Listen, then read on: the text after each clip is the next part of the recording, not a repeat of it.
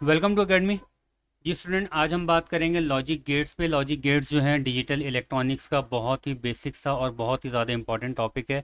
Logic gates आपको computer science में भी पढ़ाए जाते हैं, आपको जो है फिजिक्स में भी पढ़ाए जाते हैं, आपको डिजिटल इलेक्ट्रॉनिक्स में इलेक्ट्रॉनिक्स के स्टूडेंट्स को पढ़ाए जाते हैं। सबसे पहले हम लोग बात करेंगे इनकी इंपॉर्टेंस क्या है, इनको इतना हर सब्जेक्ट में क्यों पढ़ाया जाता है, नंबर वन। नंबर टू, हम इनका स्ट्रक्चर देखेंगे। बेसिकली ये नज़र किस टाइप के आते हैं, अंदर इनके अंदर होता क्या है। नंबर थ्री, फिर हम इनकी वर्किंग पे बात करेंगे। सही है। फिर हम बात करेंगे क्या नाम है अपना इनकी टाइप्स पे, और हर टाइप के अलग अलग वर्किंग को हम लोग देखेंगे।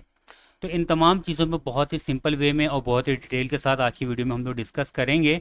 और जैसा मेरा स्टाइल है कि बिल्कुल बेसिक लेवल से मैं आपको लेके चलूँगा, बहुत ही बेसिक बातें करते हुए मैं आपको लॉजिक गेट्स आपको समझाने की कोशिश करूँगा। प्लीज़ वीडियो को आखिर तक लाजमी देखना, अगर आप इलेक्ट्रॉनिक्स के, कंप्यूटर के या टेलीकॉम के स्टूडेंट्स हैं। देखें, पहली बात हम समझते हैं कि इनको हम इतनी इंपॉर्टेंस देते क्यों हैं, वजह क्या है इसकी। इसकी वजह यह है कि भाई सिंपल रियल लाइफ में एग्जांपल लो आप ज़रा। कोई भी जब घर बनाया जाता है तो उसके लिए दीवारें खड़ी की जाती हैं। सही है। और दीवारें खड़ी करने के लिए आपको ब्लॉक्स चाहिए होते हैं। तो आप कह सकते हो ये जो ब्लॉक है ना, आपके घर की कंस्ट्रक्शन का बेसिक यूनिट है। इनके बगैर आपके घर की कंस्ट्रक्शन नहीं हो सकती। तो इसी तरह जितने भी डिजिटल सर्किट्स हैं, जिसमें लैपटॉप्स आपके पास मौजूद हैं, आपके पास कंप्यूटर्स मौजूद हैं, आपके पास मोबाइल फ़ोन्स मौजूद हैं, आपके पास एलसीडी या एलईडीज़ मौजूद हैं, उनमें आपने इस टाइप के सर्किट्स देखे होंगे। ये बेसिक डिजिटल सर्किट्स हैं, ये सही है। इनको डिजिटल सर्किट्स कहा जाता है। तो इनका जो बेसिक कंस्ट्रक्शन यूनिट है, यानी ये जिनसे मिलकर बने हुए होते हैं, उनको हम कहते हैं लॉजिक गेट्स। अब आपके सामने एक सर्किट नज़र आ रहा है। अब आप बोलोगे सर ये डिजिटल सर्किट्स हैं, हाँ हाँ हाँ ये है, इसमें लॉजिक गेट्स कहाँ हैं। भाईजान, ये जो आपके पास ये बड़ी बड़ी आईसीज लगी हुई होती है ना, एक एक आईसीज के अंदर हज़ारों लॉजिक गेट्स लगे हुए होते हैं। सही है। ये बात जहन में रखना। अच्छा, नंबर वन, यानी ये इसकी इंपॉर्टेंस क्या है कि ये डिजिटल सर्किट्स का बेसिक कंस्ट्रक्शन यूनिट है।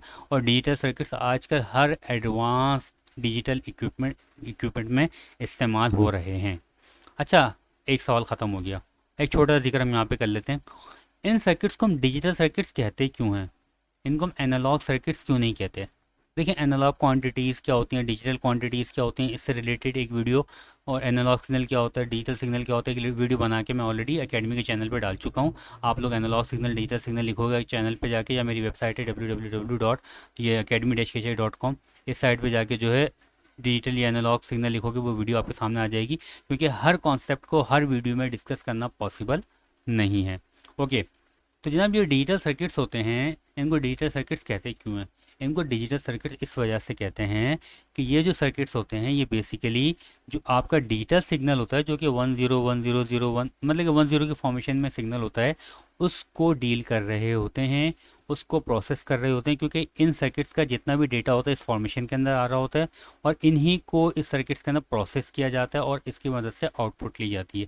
जितने भी लॉजिक गेट्स इन आईसीज के अंदर लगे हुए होते हैं, वो बेसिकली काम माइक्रो प्रोसेसर या माइक्रो कंट्रोलर के कहने पे करते हैं।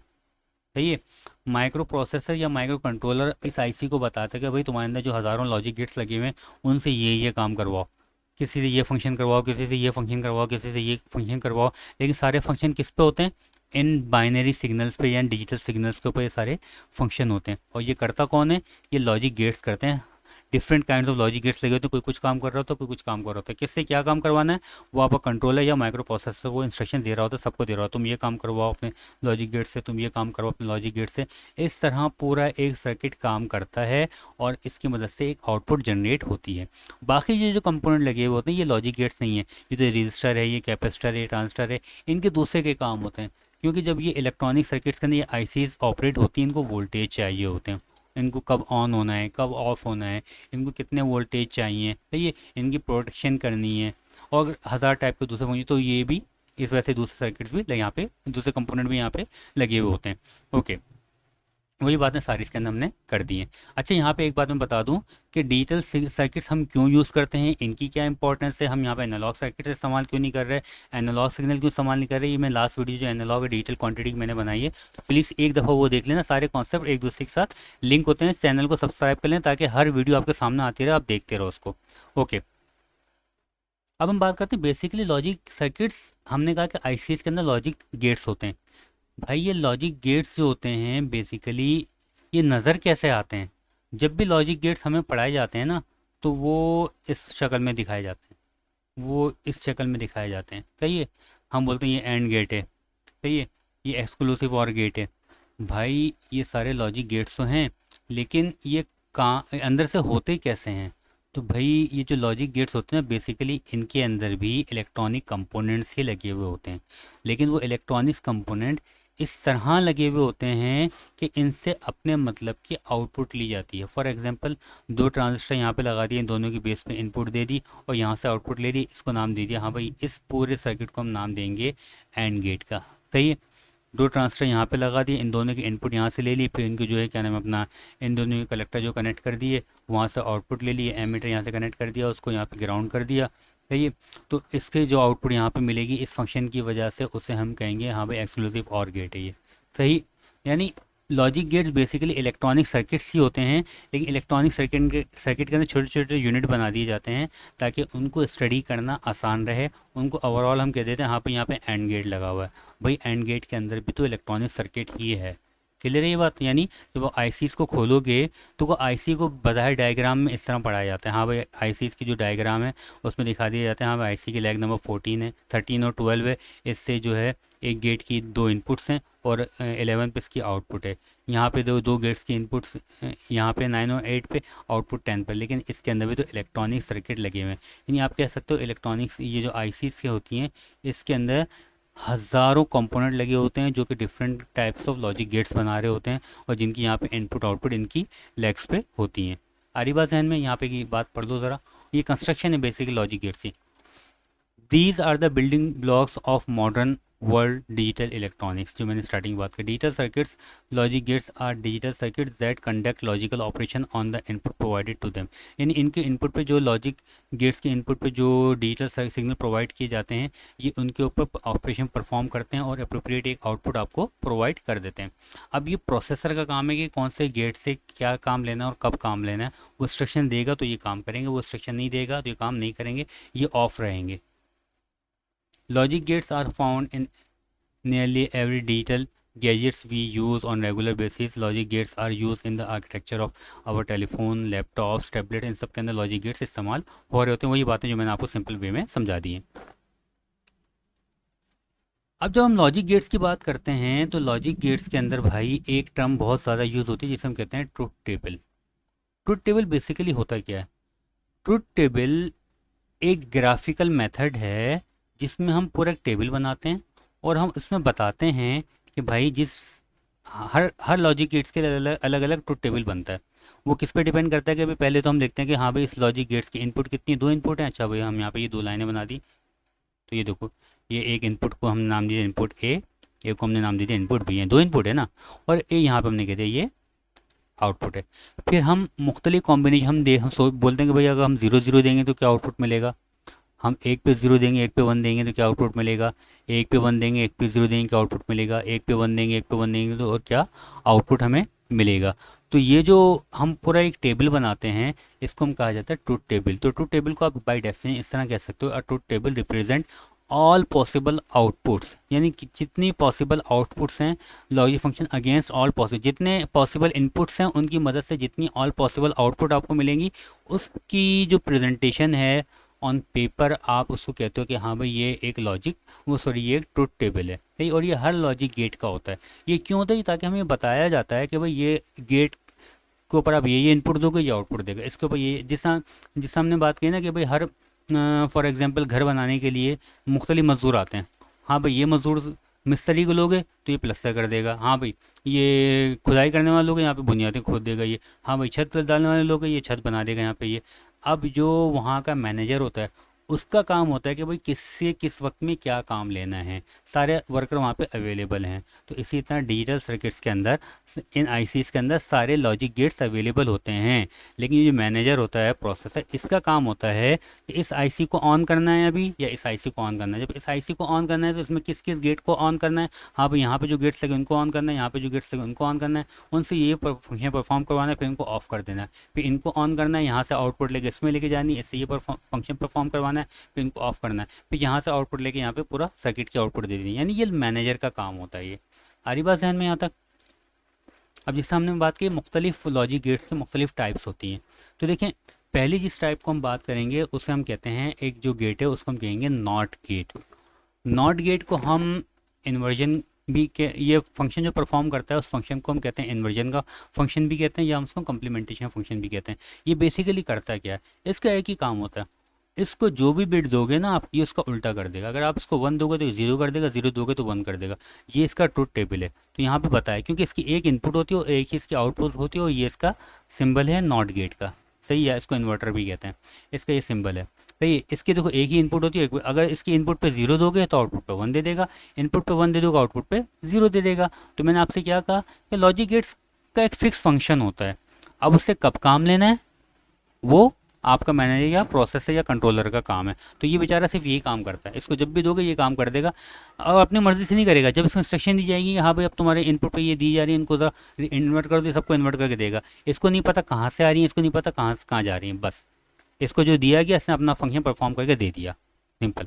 तो यहाँ पे इसकी वेव फॉर्म के अंदर बताया गया। देखो वेव फॉर्म जब उसको दी गई, जो थोड़ी देर के लिए इसको जो है 0 दिया गया, वेव फॉर्म जो होती है, हाँ थोड़ा सा मैं आपको बता देता हूँ। देखें, लॉजिक गेट्स के अंदर जो है हमने कहा कि 0 1 0 1 0 बिट्स आ रही होती हैं। सही है, सही है। इनको अगर वेव फॉर्म में ज़ाहिर करना चाहें तो हम इस तरह कह सकते हैं, जहाँ पे 1 होगा हम बोलेंगे यहाँ पे हाई है, जहाँ पे 0 हम बोलेंगे फिर 0 आ गया, फिर देखो फिर 1 आ गया, ये हाई हो गया, फिर 3 दफ़ा 0 है तो 3 सेकंड के लिए 1 2, सॉरी सॉरी सॉरी, ये 1 मिनट रुक जाओ, देखो दोबारा बताता हूँ। यहाँ पे ये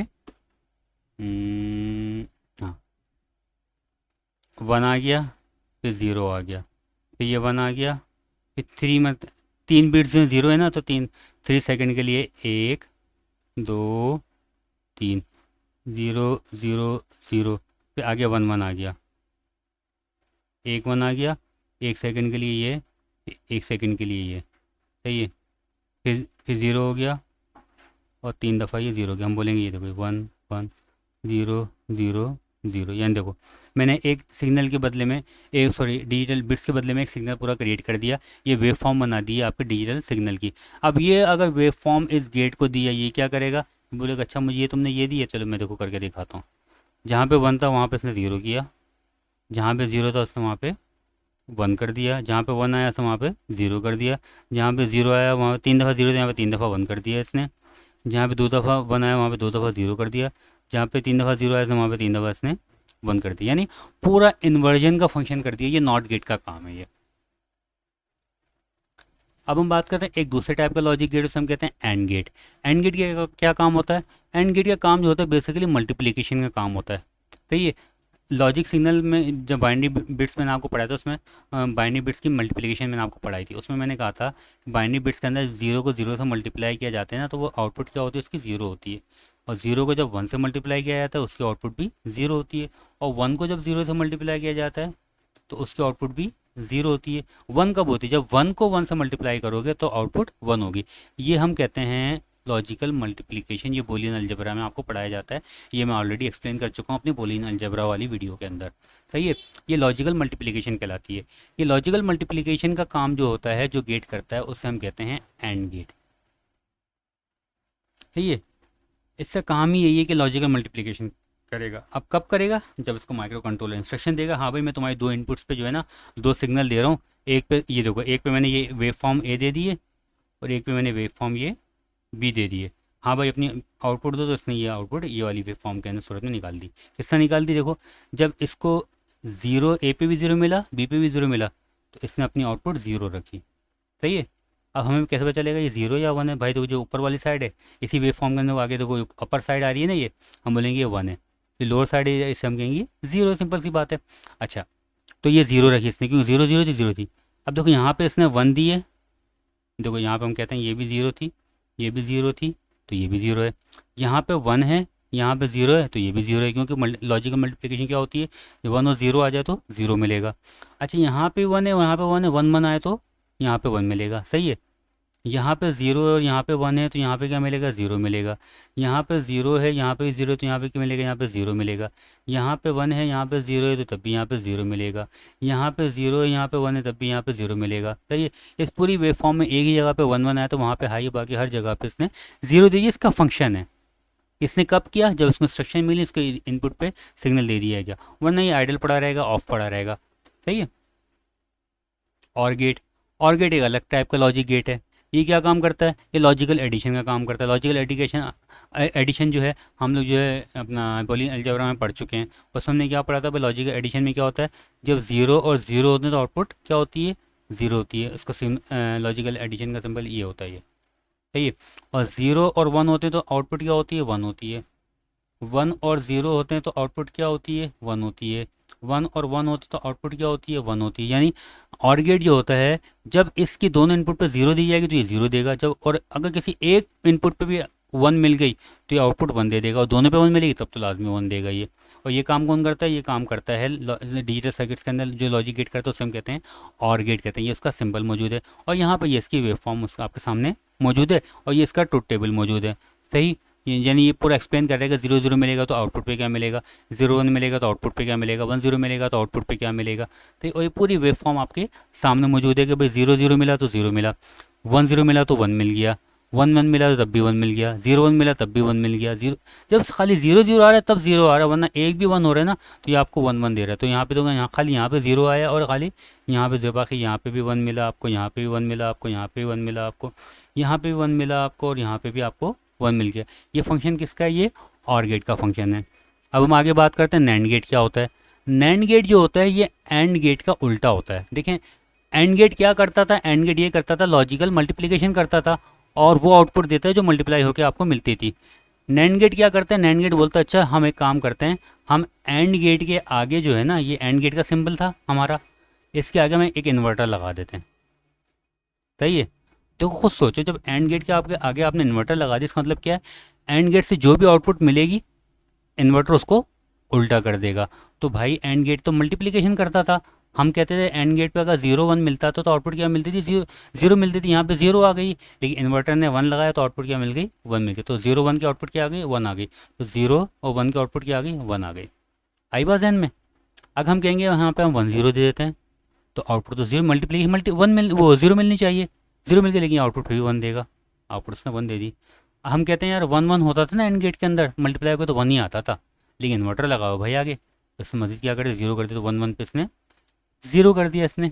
आई बात जहन में। अच्छा यहाँ पे एक बात बच्चों के जहन में बहुत सवाल आता है कि यार हमें किस तरह पता चलेगा कि जनाब लॉजिक गेट्स पे जो इनपुट्स हैं वो यहाँ पे कितनी पॉसिबल इनपुट्स हो सकती हैं। फॉर एग्जांपल ये कॉम्बिनेशन किस तरह बनते हैं, इनपुट के कॉम्बिनेशन किस तरह बनते हैं। यार देखो इसका मैं आपको सादा सा एक फार्मूला बताता हूँ, ज़रा गौर से सुनना। ये लॉजिक गेट्स के से रिलेटेड ही एक टॉपिक है, लेकिन मैं यहाँ पे थोड़ा सा एंड गेट नैंड गेट तक पढ़ा के आपको थोड़ा सा रोक रहा हूँ मैं। क्यों रोक रहा हूँ, यहाँ पे मैं एक चीज़ आपको समझाना चाह रहा हूँ, ये ज़रा गौर से सुनो ज़रा। अचानक मेरे ध्यान में ये सवाल आया है, जब हम भी पढ़ते थे ना तो हमारे ध्यान में ये सवाल आता था कि यार हमें किस तरह पता चलेगा कि अभी मैंने ज़ीरो ज़ीरो लिखना है या वन वन लिखना है, या अभी वन वन लिखना है ज़ीरो ज़ीरो लिखना है। बिल्कुल बच्चों के जमीन छोटे छोटे सवाल आते हैं। देखो अगर कोई लॉजिक गेट आपको दिया हुआ है जिसकी दो इनपुट हैं, कितनी इनपुट हैं, दो, तो आप एक फार्मूला लिखोगे। वो फार्मूला क्या है, वो फार्मूला है टू की पावर, इसका टू की पावर टू का मतलब क्या होता है, two multiply by two is equal to four. यानी आपकी चार इनपुट्स होंगी, ये मैं अभी आपको समझाता हूँ। और अगर कोई लॉजिक गेट ऐसा है जिसके तीन इनपुट हैं, सही है, तो आप दो की पावर तीन लिखोगे। इसका मतलब क्या है, two multiply by two multiply by two, eight. यानी इसकी पॉसिबल इनपुट्स कितनी बन जाएंगी, आठ इनपुट बन जाएंगी। कैसे, ये मैं समझाता हूँ आपको भी। देखें ये लॉजिक गेट दिया गया, इसके दो इनपुट हैं, सही है। तो मैंने कहा कि टू की पावर टू कितनी पॉसिबल इनपुट बनेंगी, चार। तो इसकी देखो चार बनी है, एक दो तीन चार। तो चार किस तरह बनेंगी, हम लेंगे भाई, पहली कॉम्बिनेशन हो सकता है जीरो जीरो हो सकता है, दूसरा कॉम्बिनेशन हो सकता है जीरो वन हो सकता है, तीसरा कॉम्बिनेशन वन जीरो हो सकता है, चौथा कॉम्बिनेशन जीरो जीरो हो सकता है। वही चार कॉम्बिनेशन यहाँ पे दिए। इसकी आप सेटिंग आगे पीछे आउट सॉरी चौथा कॉम्बिनेशन ये हो सकता है, सही है। इनकी आप सेटिंग आगे पीछे कर लोगे, आंसर में कोई फ़र्क नहीं पड़ेगा, लेकिन होंगी यही चार पॉसिबल इनपुट्स कॉम्बिनेशंस इस दो इनपुट वाले लॉजिक गेट्स के लिए। अगर ये लॉजिक गेट्स तीन इनपुट वाला होता तो इसमें इसमें क्या पॉसिबल कॉम्बिनेशंस हो सकते थे, इसको भी हम देख लेते हैं। हमें इतना पता चल गया, हाँ भाई अगर तीन इनपुट वाला हो तो उसमें 8 पॉसिबल इनपुट के कॉम्बिनेशन हो सकते थे। वो किस तरीके से, वो मैं आपको समझाता हूँ।